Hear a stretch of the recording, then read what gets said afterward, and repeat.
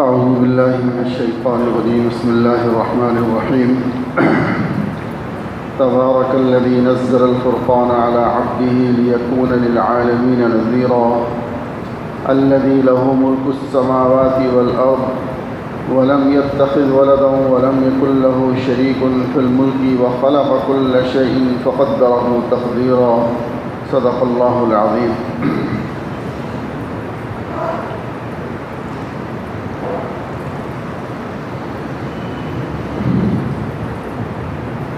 سورہ فرقان یہ مکی صورت ہے اور اس میں 77 آیات ہیں اور 6 رکوع ہیں. اس صورت کی ابتدا قرآن عظیم کے ذکر سے ہوئی ہے، اس لیے اس صورت کا نام سورہ فرقان ہے. مشرکین مختلف قسم کے اعتراضات اٹھاتے اور اس کی آیات کو جھٹلاتے تھے، تو ان میں سے اس طرح سے ان کی تقسیم ہو گئی کہ ایک گروہ گزشتہ قوموں کے قصے اور کہانیاں قرار دیتا تھا، یعنی ایک گروہ ان میں سے یہ کہتا تھا کہ ارے بھائی یہ تو پرانے زمانے کے قصے اور کہانیاں ہیں اور کچھ نہیں ہے. دوسری جماعت جو ہے وہ حضرت محمد صلی اللہ علیہ وسلم کا افتراء اور ایسی تخلیق کہتا تھا جس میں اہل کتاب نے آپ کے ساتھ تعاون کیا تھا. یعنی کچھ لوگ ایسے تھے جو یہ کہتے تھے کہ یہ رسول اللہ صلی اللہ علیہ وسلم کی اپنی اختراع ہے، یعنی اپنی ایجاد ہے اور آپ نے خود اس کو بنایا ہے. اور ایک شخص کا نام لیا جاتا تھا جو پرانے لوگوں میں سے تھا، یہودی، اور ان میں سے کہ یہ اس سے رات کو کچھ سیکھتے ہیں، پڑھتے ہیں اور پھر آ کر ہمیں سناتے ہیں. اور کچھ لوگ ان میں سے وہ تھے جو یہ خیال کرتے تھے کہ بھئی یہ تو جادو ہے، اس لیے میں قرآن کریم کی آیات پڑھ کر پھر اس کو بیان کرنے میں وقت ذرا زیادہ لگ جاتا ہے، تو میں محسوس کر رہا ہوں کہ ساتھی تھوڑے سے تھک جاتے ہیں، تو اس لیے آج سے میں نے اور اس کو ذرا مختصر کرنے کی کوشش کر دی ہے. چونکہ الحمدللہ اب ہمارے 19 پارے آج جو ہے وہ پورے ہو جائیں گے، تو اللہ سے دعا ہے کہ اللہ پاک اس کو مکمل کروا دیں یہ سلسلہ. تاکہ تو بہرحال یہ 3 قسم کے گروہ پیدا ہو گئے تھے. تو قرآن کے بعد صاحب قرآن یعنی حضور پاک صلی اللہ علیہ وسلم کا تذکرہ ہے. ضدی اور معاند لوگ آپ کی تکذیب کرتے تھے، ان کا خیال تھا کہ رسول بشر نہیں بلکہ فرشتہ ہوتا ہے. یعنی یہ سب چیزیں ان آیات میں 2 رکوع 3 رکوع میں یہ ساری چیزیں بیان ہیں. اور اگر بالفرض انسانوں میں سے پھر ایک ان کا اعتراض یہ بھی تھا کہ انسانوں میں سے اگر کسی کو نبوت ملتی تو وہ ایسے کو ملتی جو دنیاوی طور پر خوشحال ہوتا، سردار ہوتا، مال و دولت اس کے پاس ہوتی. یہ کیا کہ ایک غریب آدمی اور یتیم کو جو ہے وہ نبوت ملی ہے، تو جس کے پاس ہم بیٹھ بھی نہیں سکتے، جس کے پاس ہمارے لیے گویا کہ نعوذ باللہ یہ کہتے تھے کہ ہمارا بیٹھنا عار ہے ان کے پاس. تو اللہ تعالیٰ نے ان خام خیالیوں کی اور باطل دعووں کی تردید واضح دلائل سے کی ہے یہاں قرآن کریم کے سورہ فرقان کے اندر. پھر سورہ 19واں پارہ شروع ہوتا ہے 2 رکوع کے بعد. 19 پارے کے آغاز میں بھی مشرکین کے جو دعوے تھے، اعتراضات تھے اور لایعنی قسم کے مطالبات تھے، ان کے اوپر مثال کے طور پر وہ یہ کہتے تھے کہ جی ہم پر فرشتے کیوں نہیں نازل کیے جاتے، ایسا کیوں نہیں ہوتا کہ ہم اپنے پروردگار کو دیکھ لیں. یعنی یہ ان کا ایک اعتراض تھا کہ جی اگر یہ واقعتاً سچے ہیں تو ہمارے سامنے فرشتوں کو لے کر آئیں، یا یہ کہ اگر یہ سچے ہیں تو ہمیں اللہ کو دکھائیں کہ ہم اس کو دیکھ لیں، جب دیکھ لیں گے تو ایمان لے آئیں گے. اس کے جواب میں فرمایا گیا کہ فرشتوں کو یہ اس وقت دیکھ پائیں گے جب وہ ان کی روحیں قبض کرنے کے لیے آئیں گے. یہ اللہ کا فیصلہ ہے کہ ہم فرشتوں کو جب بھیجتے ہیں جب ان کی مہلت ختم ہو جائے گی اس وقت یہ فرشتوں کو دیکھیں گے. اور جب یہ فرشتوں کو دیکھ لیں گے تو ان کے لیے کوئی خوشخبری نہیں ہوگی، چونکہ قبولیت اعمال کی بنیادی شرط ایمان، یعنی یہ لوگ ایمان سے خالی ہیں. اس لیے قیامت کے دن ان کے اعمال بھی کسی کام نہیں آئیں گے اور وہ خاک بن کر اڑ جائیں گے۔ وہ دن ان کے لیے بڑا سخت دن ہوگا۔ یہ ندامت کی وجہ سے اپنے ہاتھوں کو کاٹیں گے اور کہیں گے کہ اے کاش ہم نے پیغمبر کا راستہ اختیار کیا ہوتا۔ یعنی بعض آیات میں فرمایا ہے کہ اس کی یہ حالت ہوگی، اور یہاں تک پھر یہ ان کا حال ہوگا کہ یہ پچھتائیں گے اور تمنا کریں گے کاش ہم نے مان لی ہوتی دنیا کے اندر تو آج ہم بھی خوشحال ہوتے، اور اس غم کے اندر اور اس تکلیف کے اندر اپنے ہاتھوں کو کاٹیں گے یہ، اور ایک اپنے ہاتھوں کو جو ہے وہ کھائیں گے کہ کاش ہم ایسا کر لیتے۔ اللہ اکبر۔ اس لیے میرے دوستو بار بار کہا جاتا ہے کہ اس وقت کے آنے سے پہلے پہلے انسان سنبھل جائے۔ یہی یعنی یہ مشرکین کا تذکرہ ہے، اور ایسے ہی فاسق اور فاجر یعنی فسق و فجور میں رہنے والا مسلمان وہ بھی اسی طرح تمنا کرے گا۔ وہ کہے گا کہ یا اللہ کہ مجھے میں جو تھوڑی دیر کے لیے مجھے جو جہنم میں ڈالا گیا، یا اللہ مجھے بھیج دے، میں اب ایسا نہیں کروں گا۔ تو جواب یہی ملے گا کہ اب تو تم جو کر آ گئے، اب تو جب جہنم میں صفائی ہو جائے گی اس کے بعد نکالا جائے گا، صفائی سے پہلے نہیں نکالا جائے گا۔ جیسے پہلے ہم نے پڑھا تھا نا کہ مسلمان جس نے لا الہ الا اللہ محمد رسول اللہ کا کلمہ پڑھا ہے لیکن اس کے اعمال اچھے نہیں، تو اس کا یہ ہوگا کہ اس کو جہنم میں ڈالا جائے گا۔ کتنے وقت رہتا ہے یہ اللہ کو معلوم ہے۔ ہاں کلمے کی برکت سے ایک دن نکال لیا جائے گا، لیکن سوچنے کی بات یہ ہے کہ آج اگر ہم ماچس کی تیلی وہ اپنی جلا کر انگلی پہ لگا کر دیکھیں کہ ہم اس کو کتنا برداشت کر سکتے ہیں۔ ایک ماچس کی تیلی کا ذرا سا ہم ذرہ برداشت نہیں کر سکتے، تو دوستو جہنم کی آگ کا تصور کریں کہ وہ کیا عالم ہوگا۔ اس لیے اللہ ہم سب کی حفاظت فرمائے۔ یہاں تو انسان جو ہے وہ جائز ناجائز کو نہیں دیکھتا، لوٹ مار کو نہیں دیکھتا، بس کسی طرح پیسہ آنا چاہیے، پیسہ آنا چاہیے، لیکن یہ سوچیں کہ آخر کب تک استعمال کرے گا۔ ایک دن تو مرنا ہے نا، اور مرنے کے بعد کیا ہوگا وہ پھر پتہ چل جائے گا آگے۔ اللہ اکبر۔ اسی طرح اس میں فرمایا ہے کہ تم لوگ قرآن کریم کو چھوڑ دیتے ہو، کہ اللہ کے رسول صلی اللہ علیہ وسلم اللہ کے حضور شکایت کریں گے کہ اے میرے رب میری قوم نے قرآن چھوڑ دیا تھا۔ امام ابن قیم رحمہ اللہ فرماتے ہیں قرآن چھوڑنے کی کئی صورتیں ہیں۔ ایک صورت یہ ہے کہ نہ قرآن کو سنیں نہ اس پر ایمان لائیں۔ دوسری صورت یہ ہے کہ پڑھتا بھی ہو اور ایمان بھی رکھتا ہو لیکن عمل نہ کرتا ہو، یہ بھی چھوڑنے کی ایک صورت ہے۔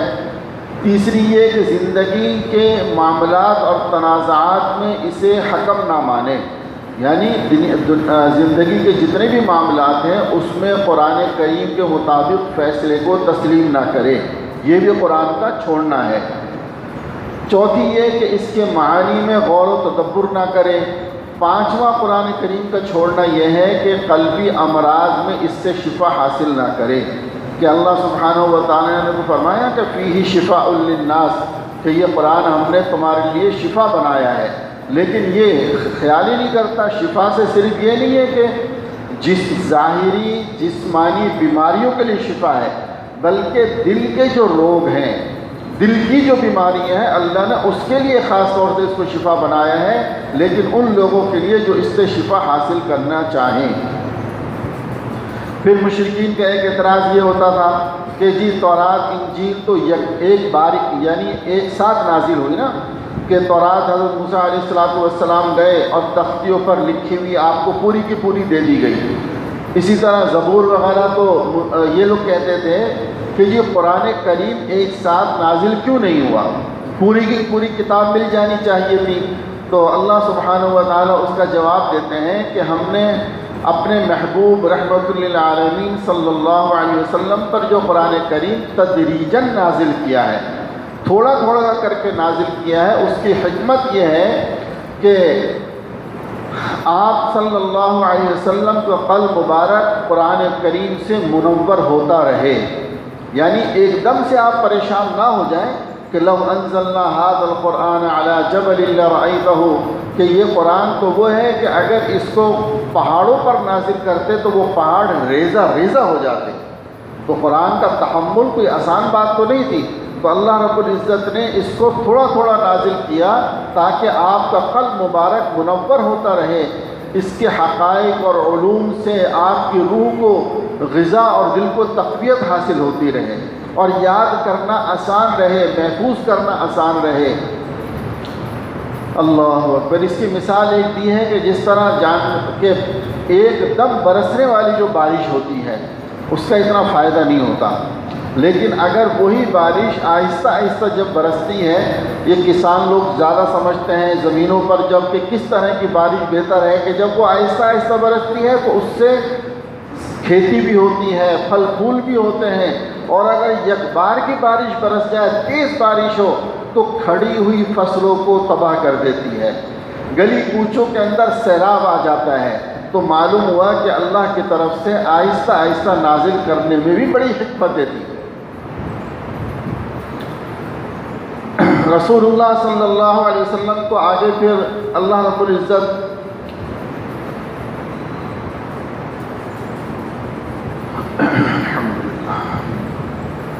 تسلی دینے کے لیے پھر حضرت موسیٰ، حضرت ہارون، حضرت نوح، حضرت ہود، صالح علیہم السلام کی قوموں کا ذکر کیا گیا۔ یہاں پر مختلف انداز میں پھر وہی پہلے والے ان حضرات کا ذکر کیا گیا کہ دیکھو ان کے اوپر بھی بڑی مشکلات آئی تھیں، لہٰذا یہ مشکلات سے گھبراؤ نہیں، فتح حق کی ہوگی انشاءاللہ۔ اس کے بعد پھر اگلے رکوع میں اللہ کی قدرت اور وحدانیت کے دلائل بیان کیے گئے ہیں، اور آخر میں اس صورت کے اندر وعباد الرحمن الذین یمشون علی الارض ہونا، ان آیات سے آخر تک اللہ نے اپنے بندوں کی صفات بیان کی ہیں کہ میرے بندے کیسے ہوتے ہیں۔ وعباد الرحمن، کہ عباد الرحمن کیسے ہوتے ہیں، ان کی تقریباً 13 صفات بیان کی ہیں۔ وعباد الرحمن الذین یمشون علی الارض ہونا واذا خاطبهم الجاہلون قالوا سلاما، یعنی یہ وہ بندے ہوتے ہیں نمبر 1 تواضع اختیار کرتے ہیں، زمین میں انکساری کے ساتھ رہتے ہیں، عاجزی کے ساتھ رہتے ہیں، تکبر نہیں کرتے۔ وَإِذَا خَاطَبَهُمُ الْجَاهِلُونَ قَالُوا سَلَامًا، اور اگر کوئی جاہل ان کے متھے پڑ جائے تو کہتے ہیں بھائی سلام، بس یار ٹھیک ہے، روزے میں ہے تو کہتے ہیں ہم روزے دار ہیں، ہماری جان چھوڑو بھائی، ہم تم سے الجھنا نہیں چاہتے، یعنی اس طرح کہتے ہیں، سلام کہہ کر ان سے نکل جاتے ہیں۔ مقصد یہ ہے کہ کوئی بھی انداز ایسا ہو جس سے ان سے جان چھڑائی جائے، تو اس کو کہا وَإِذَا خَاطَبَهُمُ الْجَاهِلُونَ قَالُوا سَلَامًا۔ نمبر 3 راتوں کو نماز اور عبادات میں لگے رہتے ہیں۔ نمبر 4 جہنم کے عذاب سے، خوف سے اللہ سے پناہ مانگتے ہیں۔ خرچ کرنے میں اعتدال کرتے ہیں، یعنی خرچ میں اعتدال سے کام لیتے ہیں، بلا وجہ کا جو ہے وہ خرچہ نہیں کرتے، یعنی نہ فضول خرچی اور نہ ہی بخل۔ جہاں موقع ہے خرچ کرنے کا وہاں کریں گے، جہاں موقع نہیں ہے وہاں نہیں کریں گے۔ بعض لوگ سمجھتے ہیں کہ جی بعض لوگ اچھے ماشاءاللہ ہوتے ہیں جو خرچ کرنے کی جگہوں پہ کرتے ہیں، لیکن ہر انسان اپنی نظر سے دیکھ رہا ہوتا ہے کہ کہاں خرچ کرنا بہتر ہے کہاں نہیں ہے۔ اب بعض لوگ کہتے ہیں جی بڑا بخیل آدمی ہے وہ تو یہ نہیں خرچ کرتا، لیکن میرے دوستو ہر انسان کو اعتدال میں رہتے ہوئے، قرآن کریم میں پچھلے 15ویں پارے میں بھی ایک آیت گزری ہے کہ صدقہ کرنے میں بھی اعتدال کرو۔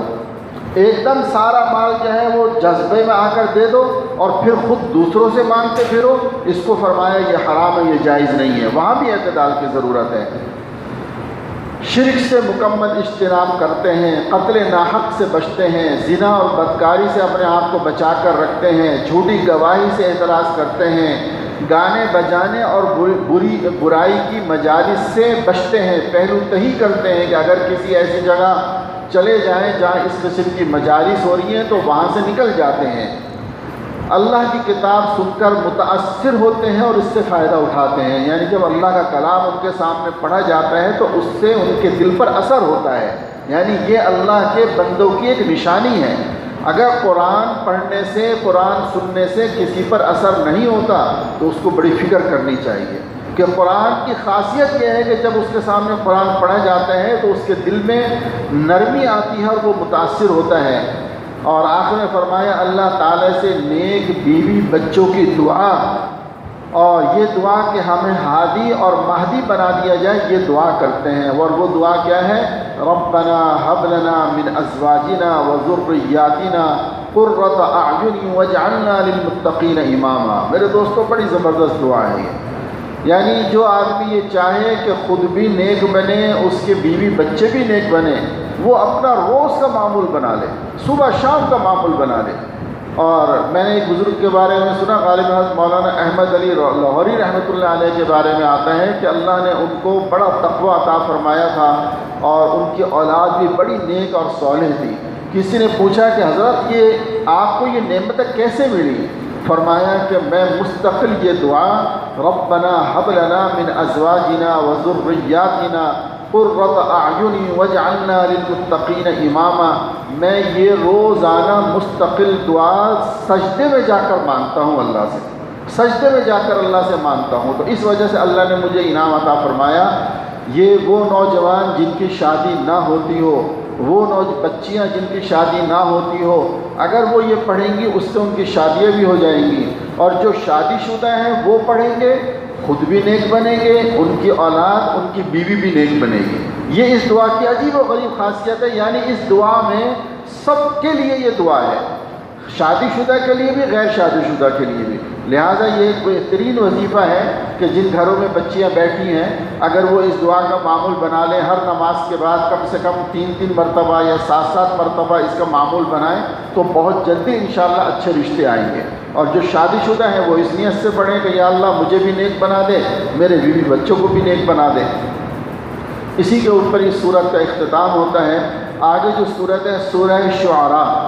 والشعراء یتبعهم الغاوون، یہ سورت شعراء جو ہے یہ شاعر کی جمع ہے، اور سورہ شعراء مکی ہے۔ اس میں 227 آیات ہیں اور 11 رکوع ہیں۔ چونکہ شعراء جو ہے وہ اس کے اندر شاعروں کی پیروی کو گمراہ لوگ، یعنی شعراء کی جو تقلید ہے وہ گمراہ لوگ کرتے ہیں کہ شاعر، ہر شاعری اچھی نہیں ہوتی، آپ کو پتہ ہے عشق و معشوقی کی باتیں، فلاں کی باتیں، فلاں کی باتیں، تو اس لیے اس شاعری کو جس کے اندر جس میں پڑھنے سے اللہ سے دور ہوا جائے وہ شاعری ناپسندیدہ ہے۔ ہاں وہ اشعار جن کے پڑھنے سے اللہ اور اللہ کے رسول صلی اللہ علیہ وسلم کی محبت پیدا ہو وہ پسندیدہ ہے۔ جیسا کہ اللہ کے رسول علیہ السلام خود حضرت حسان رضی اللہ تعالی عنہ جو ہم اسلام کے شاعر کہلاتے ہیں، وہ اللہ کے نبی علیہ السلام کی کو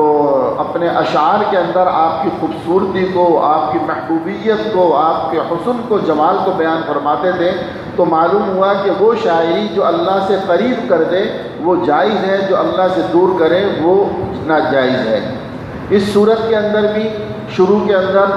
جیسے کہ توسین سے یہ سورت شروع ہوتی ہے،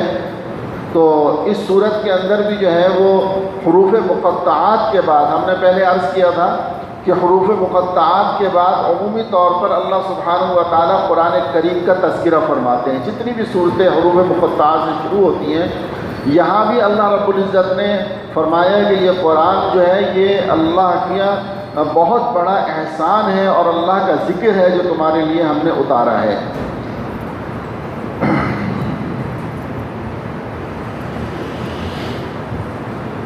قرآن کریم کا فرماتے ہیں کہ قرآن کریم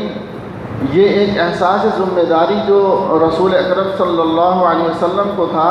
کہ اس کے علوم و معارف اور احکام بندوں تک پہنچانے میں اپنی جان کو ہلکان کیے ہوئے تھے، اور آپ کے دل میں انسانیت کی ہدایت کا ایسا درد تھا جو لگتا تھا کہ آپ صلی اللہ علیہ وسلم کی جان ہی لے لے گا۔ اس کے شروع میں کہتے ہیں آتا ہے نا کہ اے نبی کیا آپ اس وجہ سے کہ یہ امت قرآن کو نہیں مان رہی تو آپ کیا اپنے آپ کو ان کے لیے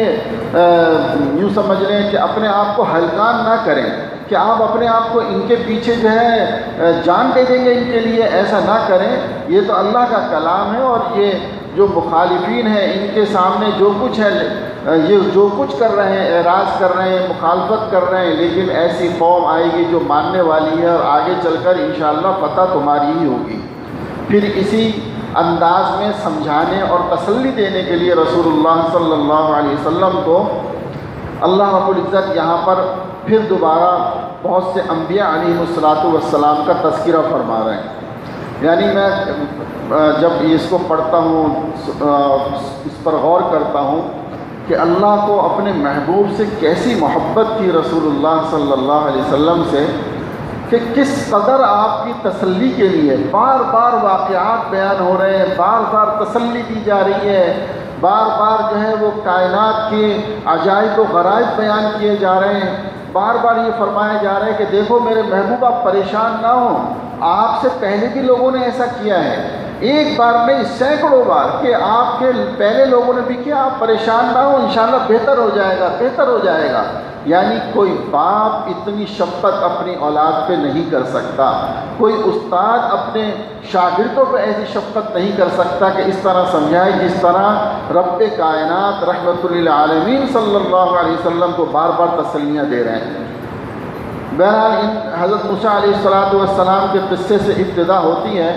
انہیں اللہ تعالیٰ نے نبوت عطا فرما کر فرعون کے پاس جانے کا حکم دیا۔ آپ حکم باری تعالیٰ کی تعلیم خدائی کے اس جھوٹے دعوے دار کے پاس پہنچے جو آپ پہلے سن چکے ہیں، اور اس موقع پر فرعون اور آپ کے درمیان جو گفتگو ہوئی اس کی چند جھلکیاں اللہ تعالیٰ نے سورہ شعراء میں ذکر فرمائی ہیں، کہ فرعون نے سب سے پہلے اپنے احسانات ذکر کیے کہ میں نے تمہاری تربیت کی، یعنی میں نے تمہیں پالا۔ حضرت موسیٰ علیہ السلام نے فرمایا کہ تو احسان جتلانے کا حق کیسے رکھ سکتا ہے، اس لیے کہ تو نے میری قوم کو غلام بنایا ہوا ہے، یعنی تو نے سب کو غلام بنا لیا اور تو کہہ رہے تو نے مجھ پر احسان کیے ہیں۔ تو اس کے بعد فرعون نے ایک واقعہ آتا ہے جو اگلی آیات میں آئے گا انشاءاللہ، کہ جہاں حضرت موسیٰ علیہ السلام سے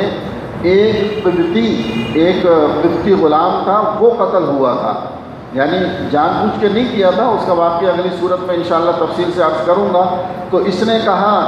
فرعون نے کہ آپ نے تو ایک آدمی کو قتل کیا ہے، آپ نے فرمایا کہ میں نے اس کو جان بوجھ کر قتل نہیں کیا، وہ تو غلطی سے ایک کام ہوا۔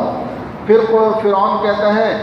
استہزاء کرتے ہوئے کہ یہ رب العالمین کیا چیز ہے، نعوذ باللہ، کہ یہ رب العالمین کیا ہے جو تم یہ کہتے ہو۔ آپ نے فرمایا رب العالمین وہ ہے جس نے ارض و سما کو پیدا کیا، ان دونوں میں اسی کا حکم چلتا ہے، تمہیں بھی اسی نے پیدا کیا، تمہارے آبا کو بھی اس نے پیدا کیا، وہی مشرق سے سورج کو طلوع کرتا ہے، مغرب میں غروب کرتا ہے۔ یعنی یہ جتنی بھی آیات ہیں ان کے خلاصے کے طور پر یہ ساری چیزیں میں عرض کر رہا ہوں جو اس طرح سے وہاں گفتگو ہوئی ہے۔ اس کے بعد فرعون بکواس کرتا رہا، لیکن آپ نے رب العالمین کی تعریف و توصیف بیان کی، پھر وہ دھمکیوں پر اتر آیا جو ہم نے پہلے پڑھا بھی ہے۔ آخر آپ نے اسے معجزہ دکھانے کی پیشکش کی، جس میں لاٹھی کا معجزہ دکھایا، آپ نے اپنے ہاتھ کا معجزہ دکھایا۔ جب وہ باز نہیں آیا، پھر آخر آپ کو حکم ہوا کہ آپ اپنی قوم کو لے کر یہاں سے نکلیں۔ راتوں رات آپ نکلے، دریائے نیل کے پاس پہنچے، پیچھے سے فرعون پہنچ گیا، اللہ نے اس کو اس میں غرق کر دیا۔ اس سے پہلے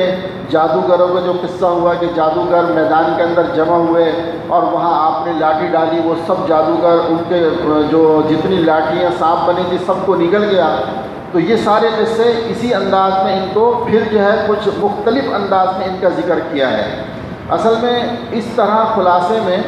بعض مرتبہ یہ سمجھ میں انسان سمجھ سکتا ہے کہ ارے بھائی یہ تو قصے بار بار ایک ہی طرح کے آ رہے ہیں، یہ ذہن میں آ سکتا ہے،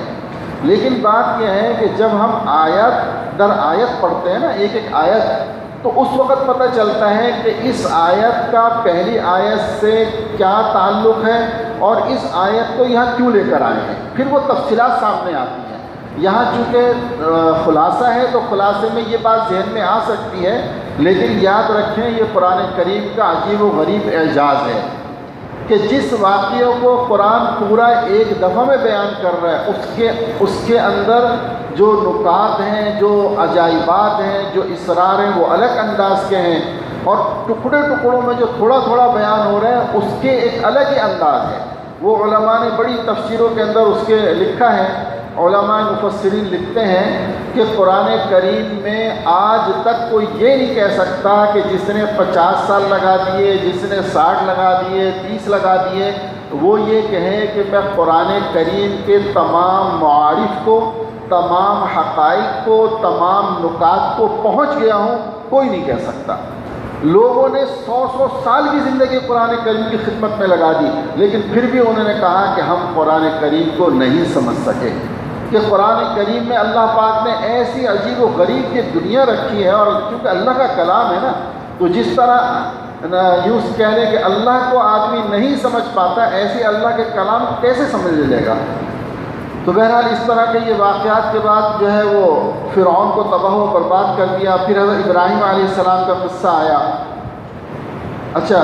حضرت موسیٰ علیہ السلام کے قصے سے جو تفصیل سے جو ہمیں سبق ملا وہ یہ ملا کہ اہل حق ہر حال میں کامیاب ہوتے ہیں، اور باطل چاہے وقت لگے لیکن اللہ کے ہاں وہ وقت مقدر ہے کہ کتنا وقت ہے، اس کے بعد اس کو خواری ہوگی، ناکامی اس کے مقدر میں لکھی جا چکی ہے، وہ ناکام ہوگا، اس کو ہلاکت آئے گی۔ اسی طرح حضرت ابراہیم علیہ السلام کا قصہ ہے،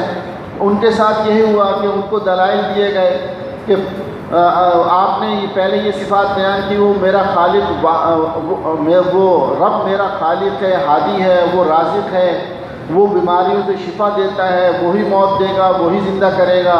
وہ دنیا اور آخرت میں گناہ معاف کرنے والا ہے۔ پھر اس کے بعد آپ نے 5 دعائیں بھی کی جو کہ کمال ایمان اور صدق یقین کی نشاندہی کرتی ہیں، کہ آپ نے فرمایا اے اللہ مجھے فہم اور علم عطا فرما، لوگوں میں میرا اچھا ذکر جاری فرما، مجھے جنت میں جگہ عنایت فرما، میرے والد کو معاف کر دے۔ یہ دعا اس وقت کی تھی جب آپ کو یہ امید تھی کہ والد سنبھل جائیں گے اور میرے والد راہ راست پر آ جائیں گے، چونکہ جب وہ نہیں مانے تو اس کے بعد پھر کافر کے لیے دعا جائز نہیں ہے، تو آپ نے اس کے بعد دعا نہیں کی ہے۔ حضرت ابراہیم علیہ السلام کے قصے سے یہ بات سمجھ میں آتی ہے کہ انسان کو ہر حال میں، چاہے اس کے والدین مخالف ہوں، چاہے اس کا خاندان مخالف ہو، لیکن وہ اللہ کی طرف متوجہ رہے۔ جب اللہ کی طرف متوجہ رہے گا تو اللہ کی مدد آئے گی۔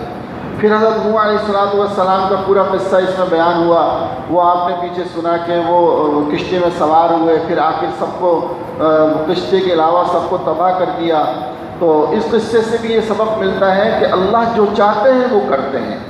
یعنی اس نے کہا تھا نا لوگوں نے کہ جی ہم پہاڑ پہ چڑھ جائیں گے، ہم بچ جائیں گے، بیٹے نے آپ نے کہا، لیکن اللہ سبحانہ و تعالیٰ فرماتے ہیں ہوگا وہ جو ہم چاہتے ہیں، تمہارے چاہنے سے کچھ نہیں ہوگا۔ پھر حضرت ہود علیہ السلام کا قصہ ہے، کیسے کیسے خوشحال لوگ تھے، کیسی کیسی انہوں نے محلات تعمیر کر رکھے تھے، لیکن اللہ رب العزت فرماتے ہیں کہ تمہارے نام و نمود، تمہاری نمائش، تمہارا مال، تمہارے محلات کچھ بھی کام نہیں آئے گا جب تک ہماری فرمانبرداری نہیں کرو گے، یہ چیزیں کام نہیں آئیں گی، اور جیسے ہی محلات کیوں نہ ہوں ہم سب کو تباہ و برباد کرنے پر قادر ہیں، اور اللہ نے ان کو برباد کر دیا۔ پھر حضرت صالح علیہ السلام کا قصہ ہے کہ ان کو کس طریقے سے سب کچھ اللہ پاک نے عطا فرمایا، اور لیکن ان کی قوم نے ناشکری کی تو ان کے اوپر زلزلے کے ذریعے ان کو ہلاک کر دیا گیا۔ حضرت لوط علیہ السلام کا قصہ جس کے اندر شہوت پرستی کی وجہ سے کہ یہ بتا دیا کہ دیکھو یہ شہوت پرستی اتنا بڑا گناہ ہے کہ اس کی وجہ سے ہم جو حد سے گزر جاتے ہیں پھر ان کو معاف نہیں کرتے، پھر ان کے اوپر پتھروں کی بارش کر کے ہم ان کو ختم کر دیتے ہیں، پوری بستی کو اوپر سے لے جا کر الٹ دیتے ہیں۔ یہ اللہ نے ان کا حشر فرمایا۔ اللہ اکبر۔ اسی طرح میرے دوستو اس میں پھر حضرت شعیب علیہ السلام کا قصہ ہے کہ جس میں شعیب علیہ السلام کے قصے میں خاص طور سے حقوق العباد کی تاکید ہے۔ ناپ تول کا تعلق حقوق العباد سے ہے نا، فرمایا کہ اللہ کے حقوق اپنی جگہ،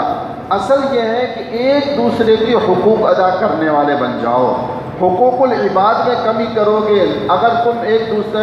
ناپ تول میں کمی کرو گے تو اللہ رب العزت معاف نہیں فرمائیں گے۔ آخر ان کے ساتھ یہ ہوا کہ ان کے اوپر سخت قسم کی گرمی آئی، پھر بادل چھا گئے، یعنی ان کا جو عذاب تھا کہ پہلے گرمی بھیجی پھر بادل آئے، جب بادل آئے تو یہ سمجھے کہ یہ برسنے کے لیے آئے، سارے کے سارے ان بادلوں کے درمیان میں جمع ہو گئے، جب وہاں سے جمع ہو گئے تو آسمان سے آگ برسنے لگی، آگ برسنے لگی، زلزلہ طاری ہو گیا، اور دیکھتے ہی دیکھتے سارے کے سارے کوئلہ بن گئے اس کے اندر۔ اللہ اکبر میرے دوستو، کیسی کیسی یعنی اللہ سبحانہ و تعالیٰ صاف صاف ہمیں بتا رہے ہیں کہ دیکھو یہ عذابات میں نے دیے ہیں پہلے والوں کو، اگر تم نہیں مانو گے تو تمہارے ساتھ بھی ایسا ہی ہوگا۔ اور آپ دیکھ لیں آج کل اس قسم کے واقعات کئی جگہ پیش آتے رہتے ہیں دنیا کے اندر، آج کل بہت کچھ ہو رہا ہے، آپ بھی سنتے رہتے ہیں۔ آخر میں پھر اللہ رب العزت نے قرآن کریم کے بارے میں جو ہے وہ ذکر کرتے ہوئے کہ یہ جتنے بھی اعتراضات قرآن کریم پر کر رہے ہیں یہ ان کے باطل اعتراضات ہیں اور ان میں کوئی حقیقت نہیں، اسی پر اس سورت کا اختتام ہوا ہے۔ اگلی سورت ہے سورہ نمل، یہ 19ویں پارے کے آخری بالکل پاؤ ہے سورہ نمل کا، کچھ حصہ اس کا 20ویں پارے میں ہے۔ اس کے اندر صرف دو چیزیں میں آج آپ سے عرض کروں گا کہ ایک تو اس کے اندر سورہ نمل مکی ہے، اس میں 93 آیات اور 17 رکوع ہیں۔ نمل کے معنی چیونٹی کے ہیں، چونکہ اس صورت میں چیونٹی کا تذکرہ ہے تو اللہ رب العزت نے اس کو اسی کے نام پر رکھ دیا۔ آپ کو یہ معلوم ہے، بڑا مشہور واقعہ ہے کہ حضرت سلیمان علیہ السلام کو اللہ سبحانہ و تعالی نے ایسی بادشاہت دی تھی جو دنیا میں کسی کو نہیں ملی، انسانوں پر، جنات پر، پرند پر، جانوروں پر، ہر طرح کی مخلوق پر اللہ نے ان کو بادشاہت عطا فرمائی، حتیٰ کہ آپ جانوروں کی اور پرندوں کی بولیاں بھی سمجھتے تھے۔ جب آپ کا لشکر چلتا تھا تو بڑا ایک عجیب و غریب منظر ہوتا تھا، اور بہت بڑا آپ کا عالی شان تخت تھا، اس تخت کے اوپر سب لوگ موجود ہوتے تھے، یعنی ہر ایک کے گویا کے نمائندے اس تخت پر ہوتے تھے، انسان بھی، جنات بھی، پرندے بھی، چیونٹیاں یعنی جانور بھی، ہر قسم کی مخلوق موجود ہوتے تھے، اور بہت شان و شوکت کے ساتھ۔ تو جب سلیمان علیہ السلام کسی جگہ سے گزر رہے تھے تو آپ نے سنا کہ وہاں چیونٹیاں تھیں، کچھ چیونٹیوں کا بل تھا۔ ایک چیونٹی وہ کہہ رہی ہے اپنی دوسری چیونٹیوں سے کہ دیکھو سلیمان کا لشکر آ رہا ہے، ایسا نہ ہو کہ وہ ہمیں رونتے ہوئے نکل جائیں، اس لیے اپنے بلوں میں گھس جاؤ۔ حضرت سلیمان علیہ السلام نے یہ بات سن لی، آواز سن لی، آپ نے اس کو بلوا لیا اور پھر فرمایا کہ کیا تو یہ سمجھتی ہے کہ اللہ کا نبی وہ خیال نہیں کرے گا؟ آپ نے فرمایا کہ نہیں اللہ کے نبی، میرا مطلب یہ نہیں تھا، میرا مطلب یہ تھا کہ ہم چونکہ بہت چھوٹی چھوٹی ہیں تو آپ کے لشکر کو تو پتہ بھی نہیں چلے گا کہ ہم کہاں چلے گئے اور وہ ہم پیروں میں نہ روندے جائیں۔ تو آپ کو اس کی بات بڑی پسند آئی کہ یعنی اس انداز میں اس نے اپنی قوم کی خیر خواہی کے اندر یہ جملہ کہا، اور اپنی قوم کی اس نے جو ہے وہ ہمدردی اور خیر خواہی کو مد نظر رکھا۔ تو اس کے بعد دوسرا واقعہ سلیمان علیہ السلام کا یہ ہے کہ جب آپ نے اپنے تخت پر دیکھا تو ہدہد ایک پرندہ ہوتا ہے، وہ تخت پر نہیں تھا۔ آپ نے فرمایا کہ یہ ہدہد کہاں ہے؟ دیکھا تو نہیں تھا، فرمایا کہ اس کو لے کر آؤ، اس کو جلدی سے معلوم کرو کہ یہ دربار سے غیر حاضر کیوں ہے۔ اگر یہ صحیح وجہ نہ بیان کر سکا تو میں اس کو سخت سزا دوں گا۔ آپ دیکھیں کیسا جلال تھا انسانوں پر، جنات پر، ایک ہدہد۔ اب نظر پڑ گئی نہیں وہ یہاں پر، ہاں بھائی لے کر آؤ اس کو۔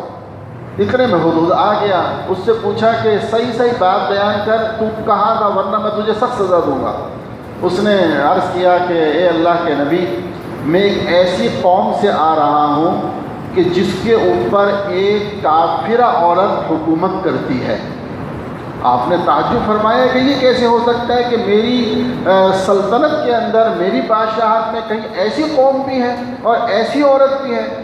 آپ نے فوراً خط لکھوایا مختصر سا، انہو من سلیمان و انہو بسم اللہ الرحمن الرحیم اللہ تعالوا علی واتونی مسلمین۔ جب انشاءاللہ جب تفصیل سے اگر کبھی ہو نا بڑا مزہ آئے گا اس کے سننے اور پڑھنے میں۔ یہ اس آیت کے اندر جو بسم اللہ ہے یہ قرآن کریم کی آیت ہے، یہ پورے قرآن میں ایک ہی جگہ ہے، انہو من سلیمان و انہو بسم اللہ الرحمن الرحیم، کہ یہ خط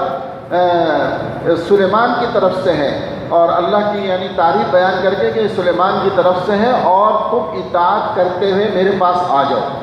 اور اس کے بعد کہتے ہیں وہ ملکہ بلقیس، اس کا نام تاریخ میں آتا ہے، قوم سبا اس کی قوم کو کہا جاتا تھا۔ اس نے اپنے بڑوں سے مشورہ کیا، وزیروں سے مشورہ کیا، اور اس کے بعد جو ہے وہ وہاں پر آ گئی، اور اس نے جب یہ شان و شوکت دیکھی تو کہتے ہیں کہ وہ اسلام اس نے قبول کر لیا۔ یہ ایک واقعہ قرآن کریم کے آخر میں ہے۔ تو اللہ رب العزت گویا کہ یہ بتانا چاہتے ہیں کہ ہم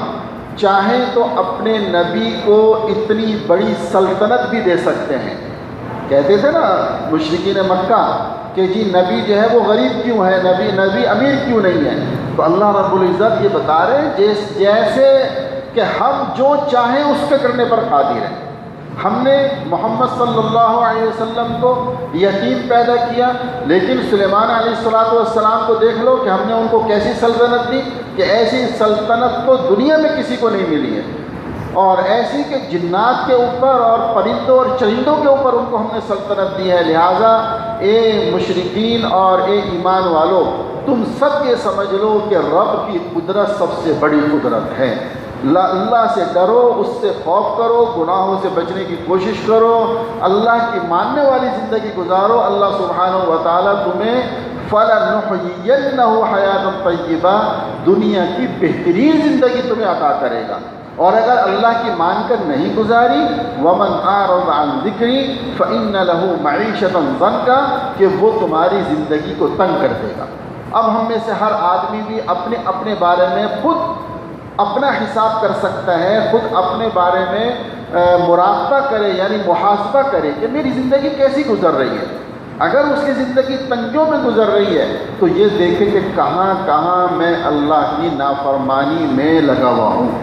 کہاں کہاں میری زندگی میں گناہ ہیں جن کی وجہ سے میرے اوپر یہ عذابات آ رہے ہیں۔ بس یہ کر کے اللہ سے توبہ کریں، اللہ رب العزت جو ہے وہ معاف کرنے والے ہیں اور توبہ قبول کرنے والے ہیں۔ وآخر دعوانا الحمدللہ رب العالمین۔